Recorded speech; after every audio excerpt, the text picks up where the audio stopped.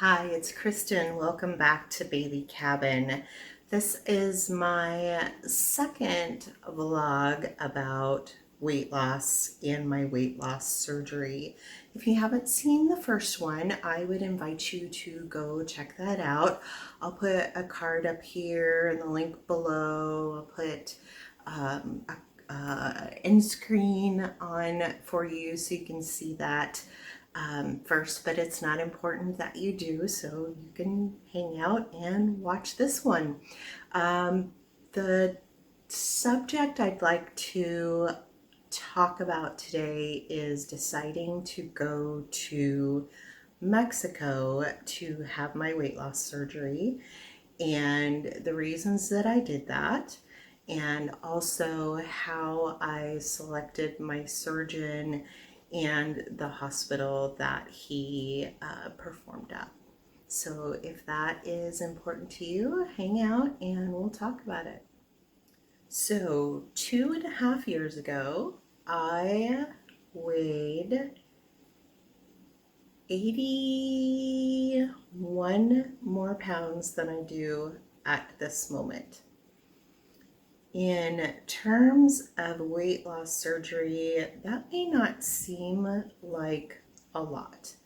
I think that our civilization, our society has kind of put it in our heads that only the very most obese people are having weight loss surgery, which is not true. There are lots of, I shouldn't say lots, there are TV shows that talk about weight loss surgery, and it often is people that are doing it as a last resort, and some of them not super willingly, if I were to be honest. I chose weight loss surgery essentially because I'd been battling with my weight for 20 years and it was getting worse. It was getting harder to lose weight, and I was beginning to face potential health problems as a result of my weight. I was also not enjoying life anymore. I was having difficulty getting around, not getting around, period, but hiking, walking, basic enjoying life activities that I was used to, I couldn't do anymore. Or I was definitely not enjoying it because it was so rough on my morbidly obese body. So my research essentially started with people I knew well at work that had surgery. I investigated it several years ago and I wasn't obese enough for insurance to cover weight loss surgery. And I thought that was basically my only choice because I was looking at prices for weight loss surgery in the United States that were 25 plus thousands of dollars, and that was not something that I could justify spending. Now, one could argue that the amount of money that I have spent on other things that are considerably less healthy for me probably would add up to that over time. I've made down payments on houses of that size, so it's all debatable.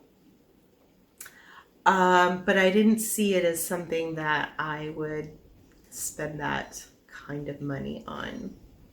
So my second phase of research started right about 3 years ago.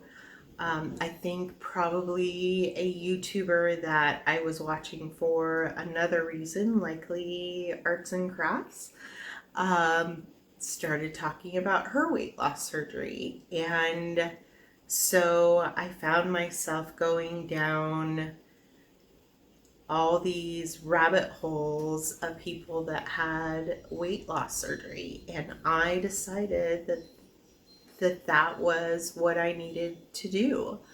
Our health care benefits were not such that it was the our deductible is like $7,500 or something crazy like that. And I started hearing the prices of going abroad for weight loss surgery. And obviously the first thing you think about that is you're going the cheap route. It must be dangerous. So that was one of the things that I really made sure that I was getting information about it and making sure that my sources were reliable, was to see the hospital's rate of success, a hospital's rate of complications, a surgeon's complication rate. Certainly if particular articles and things like that jump out when you're researching a specific surgeon or a specific hospital and they're highly publicized problems, that's not the way to go. So I talked to my husband about it a little bit, and he was obviously hesitant. I got him to start watching the videos with me, started doing research with me, and for less than our deductible for healthcare insurance in the United States, we could both fly to Mexico. I could have surgery with a competent, licensed, insured, statistically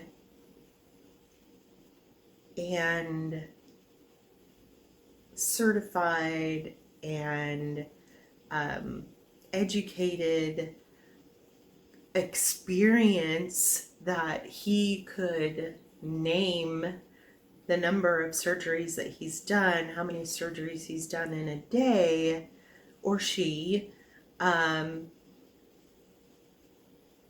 recover in Mexico for 3 days and fly us back to the United States and have money left over from what our deductible would be, not considering copay, surgeon fees, all that other stuff. So I really started digging in at that point, and my husband and I talked about what a difference in my life it would be if I could have weight loss surgery, and could we make this happen on our budget. So I got to Mexico Bariatric Center videos on YouTube, and they were very educational. So some of the first ones that I found were actually their nutritionist talking about the preoperative diet, the post-op diet, preparing for surgery. And it really impressed me that they had this much information available for their patients.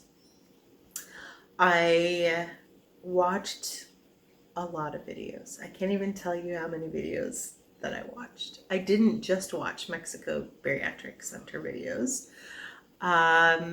They are in Tijuana, which again raised some red flags for my husband, who grew up in California, and Tijuana is where you went to get into trouble, if you will. But the more we read, as I got active in support groups, talked to people that went to Mexico, talked to people that went to Mexico Bariatric Center directly, I really felt like they had a holistic approach to success for weight loss patients, because it's not just about having the surgery. You still need to understand how to eat. You still need to understand how to drink. You still need to retrain your brain on what the appropriate amount of food is. You need to train your emotions that there are other ways to deal with things than to eat your problems away or eat your happiness away. So I was really impressed with a number of the programs that they had available. I filled out just kind of almost on a whim, filled out their questionnaire, not thinking much about it. And within 2 days, I think I got a response that I was qualified for weight loss surgery based on my medical history, based on my current weight, my current height, my mental health status. So I have been diagnosed with depression and anxiety for years and years, and that does not eliminate you from being able to have weight loss surgery, but they want to know that you're taking care of it. They want to know that you understand the mental challenges of having weight loss, and that you have the resources to deal with that. They have a preoperative weight loss program that you need to be on a minimum of 2 weeks and show that you can lose weight doing that. So my husband and I talked about it a lot, and this was something that I really felt very passionate about. He was not quite as easily won over. Of course, anytime anybody elects to have surgery is something you really need to weigh. No surgery is without its risks. Even people that are having their appendix out, or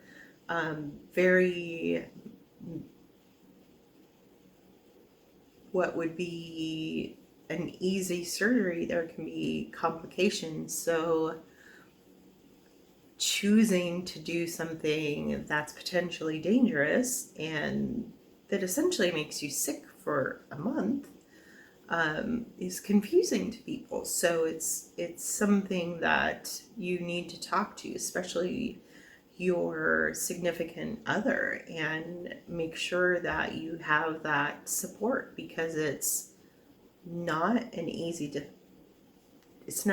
decision, but it's also not an easy road. And for people that are not overweight or obese, it's really hard to understand what it's like to be in that body. And my husband is he's fit. He's not fit. He's got a dad bod, but he's 6'4", so he can carry a whole bunch of weight and be good, right? So, we decided together that I would take this journey. And still 2.5 years later, faced with the same decision, knowing what I know now from the whole process, I would do it again. And I'd do it again. And I'd do it again. And I would recommend it. And I would recommend it. And I would recommend it. Has it been easy? No. Weight loss surgery is not the easy way out. And that's one of the things that I will talk about in another video, because I want people to get a real sense of what it's about. In some ways it's easy, because the things that were really hard for me to do, I didn't have to do. I didn't have to weigh and measure my food. I didn't have to only eat certain things or only eat at certain times of the day and exercise a certain amount. Should you still do those things? Yes, you should. So we'll talk about that in another video, and I would love to know what else you would like me to talk about. My first video was how I decided to get weight loss surgery, kind of my history of being overweight, how long I was overweight, all the things that I tried to do to lose weight. I want to talk about next time preparing for surgery. I do have a discount code for my surgeon, and that's Dr. Cabrera, that I have gotten for my viewers and blog readers, and I'll put that down here and in the description. I think it's just Baley Cabin. But he is no longer at Mexico Bariatric Center, but I am still part of a support group for his patients. So I still highly, highly recommend Dr. Cabrera, and although I had no issues with Mexico Bariatric Center at all, I had a magnificent experience, which I'll share in another video. It was really Dr. Cabrera that made a difference for me. So we'll talk about that more. I want to talk about the actual experience of going to Mexico, the actual surgery experience, the recovery experience, the short and long-term results. So I did obviously record my weight throughout this. But again, I'd really love to hear what you want to know. And I hope you are learning things. I hope that this is helpful for you. If it is, I hope you will hit the like button, hit the subscribe button, so we can chat more about this and you know when the next video comes up. Take care of yourself. Take care of each other. And I'll see you next time.